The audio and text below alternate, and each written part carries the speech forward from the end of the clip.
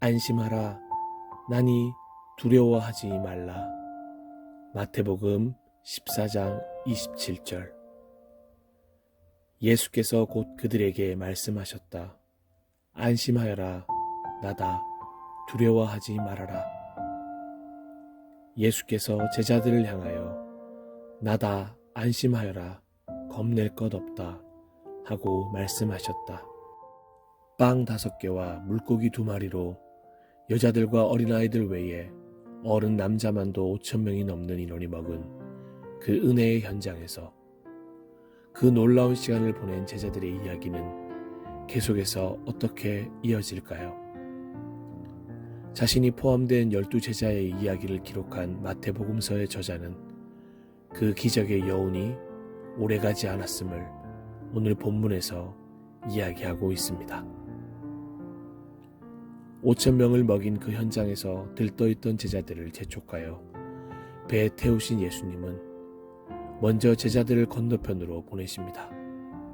그리고는 바로 집에 가기 싫어했던 군중을 각자의 집으로 돌려보내셨습니다. 그렇게 군중을 보내신 후에 예수님은 곧바로 조용히 기도할 수 있는 자리를 찾아 산에 오르셨습니다. 그런데 예수님이 그렇게 부지런히 마무리를 하시고 기도하시려 홀로 산에 계신 그 시간에도 제자들을 태운 배는 여전히 넓은 바다 한가운데를 표류하고 있었습니다. 바람이 거슬러서 불어와 앞으로 더 나아가지도 못했을 뿐만 아니라 거친 풍랑도 만나고 있었습니다.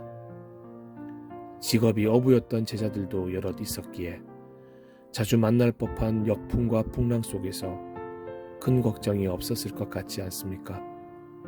하지만 성경은 그 역풍과 풍랑에 제자들이 꽤나 시달리고 있었다고 기록하고 있습니다. 그렇게 시간은 새벽 4시를 향해 달리고 있습니다. 바로 그 이른 새벽에 예수님께서 바다 위를 걸어서 제자들에게로 가고 계십니다. 역풍과 풍랑에 시달리던 제자들은 밤새 잠도 못 자고 뜬 눈으로 밤을 지새고 있었을 것입니다. 그런데 저기 바다 위로 무엇인가 보이기 시작했습니다. 이 새벽에 물 위에 뭔가 보인다니 생각만 해도 무서운 일입니다. 그런데 성경은 이 장면을 급박한 상황과는 다르게 너무나도 재밌는 단어를 사용하여 기록하고 있습니다. 마태복음 14장 26절을 공동번역으로 한번 보겠습니다. 예수께서 물 위를 걸어오시는 것을 본 제자들은 겁에 질려 엉겹결에 유령이다 하며 소리를 질렀다. 제자들은 분명 예수께서 물 위로 걸어오시는 것을 보았습니다. 분명 예수님이셨습니다. 하지만 예수님을 보고는 겁에 질렸다고 기록하고 있습니다. 제자들은 예수님이 바다 위를 걸어오실 것이라고 생각한 적이 없었을 수도 있습니다. 그래서 베드로가 확인차 자신도 바다 위를 걸을 수 있도록 예수님께 청했을 수도 있습니다. 아니면 제자들은 그 시간에 예수님이 찾아오실 리 없을 것이라는 확신으로 가득 차서 예수님 모습을 한 유령이라고 생각했을 수도 있습니다. 그래서 놀라운 단어 엉겹결에라는 단어를 쓰면서 유령이다 라고 무서워하며 소리를 질렀을 수도 있습니다. 확실한 것은 물 위로 걸어오시는 예수님을 본 제자들은 안심한 것이 아니라 두려워했다는 것입니다. 제자들은 왜 두려워했을까요? 그 역풍과 풍랑 속에서 자신들에게 오는 예수님을 보았다면 안도하며 안심하는 것이 당연한 것이 아닙니까? 여기서 아주 중요한 사건 하나를 우리는 기억해내야 합니다. 기억하십니까? 마태복음 8장 23절 이후를 보면 오병이어의 사건 이전에 제자들은 이미 역풍과 풍랑 속에서 바다를 잠잠케 하셨던 예수님을 경험한 적이 있다고 분명히 기록되어 있습니다. 하지만 제자들은 예수님께서 바다를 꾸짖으시며 말씀하실 때에 바람이 그치고 고요했었던 그 경험을 까맣게 잊어버린 것입니다. 그 놀라운 현장의 기억을 통째로 잃어버린 것입니다.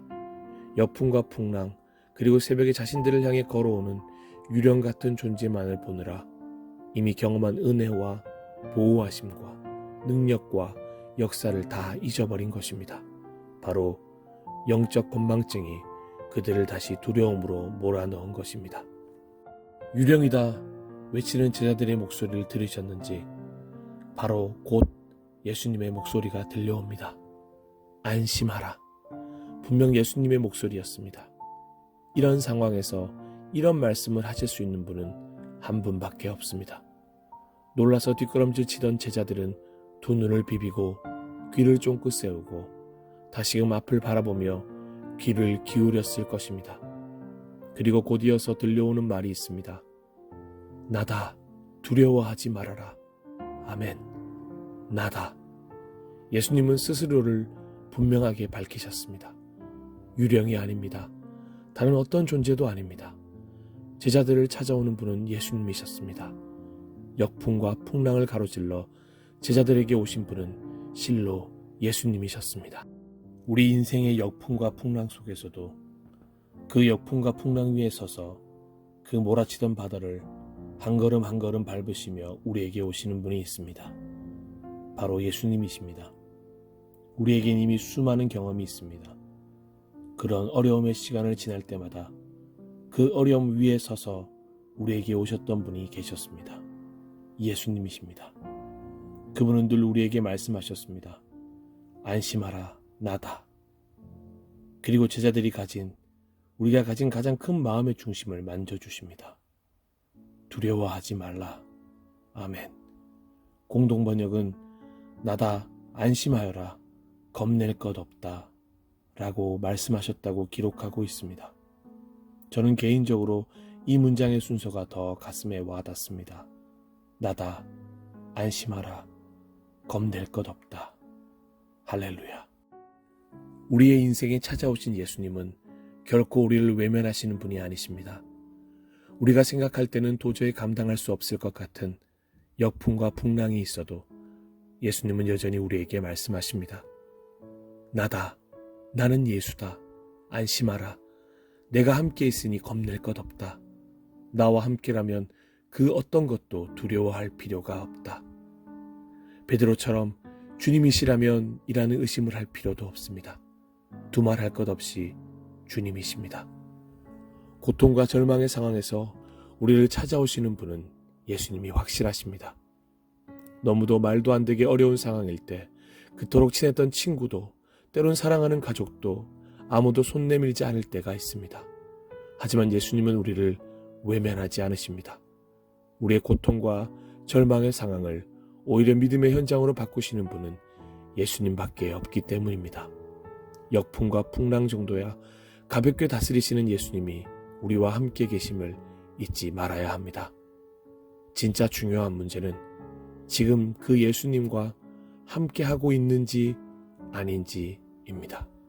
혹시라도 영적 건방증에 빠져서 그 예수님을 잊어버린 것은 아닐까요? 그것이 진짜 두려워해야 할 일입니다.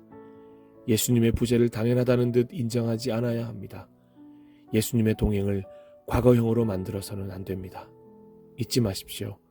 여전히 함께 하시는 예수님이 어디에 계신지도 모를 만큼 우리를 두렵게 만드는 일은 이 세상에 존재하지 않습니다.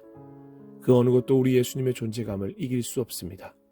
다시 한번 확신하며 고백합니다. 역풍과 풍랑은 순간순간 우리를 찾아오지만 늘 예수님은 우리와 함께 계십니다. 다시금 기억력을 회복했으면 좋겠습니다. 기억하시죠? 그 어려운 순간에도 우리는 주와 함께 잘 지내왔습니다. 거친 파도가 날 향해 와도 주와 함께 날아오를 수 있었습니다. 도저히 앞으로 나아갈 수 없는 역풍 속에서도 풍랑이 이로 혼돈 가운데 있었어도 우리는 전진했고 정리했고 지금 이 순간까지 왔습니다. 오늘 또 그런 일을 마주하고 있을 수도 있습니다. 꽤 오랜 시간 역풍과 풍랑 속에서 시달리고 있을 수도 있습니다. 그런데 잊지 마십시오. 예수님이 지금도 함께 계십니다. 잊어버리셨다고 하셔도 곧바로 예수님이 우리에게 오십니다. 그 예수님이 우리에게 말씀하십니다. 나다. 안심하라. 겁낼 것 없다. 아멘. 이미 익숙하게 늘 들어왔던 예수님의 음성을 다시 떠올려 보십시오. 계속해서 말씀하시는 예수님의 말씀을 기억하십시오. 그리고 안심을 찾으십시오.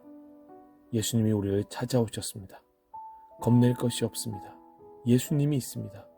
이제 가슴에 새기시고 잊어버리지 않도록 계속해서 묵상하십시오. 그리고 유지하십시오. 삶에 새기시길 간절히 소망합니다. 지금 육체적, 경제적, 심리적으로 너무나도 힘이 든 상황이십니까? 요즘 도저히 전진할 수 없는 절망의 터널을 지나는 중이라고 생각하십니까? 끝이 보이지 않는 코로나19로 인해 답답하십니까? 그렇다면 지금 바로 예수님의 음성에 귀를 기울여 보십시오. 이미 말씀하셨고 오늘도 새롭게 말씀하십니다. Take courage. It is I. Don't be afraid. 아멘.